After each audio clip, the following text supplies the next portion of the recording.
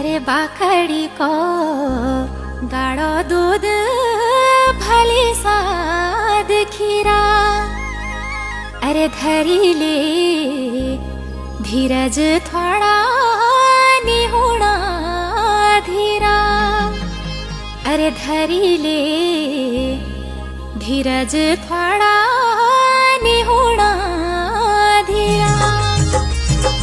निहुणा धीर रमला अधीर रमला तुमर हमर मन विचार पुरजाब मिलला।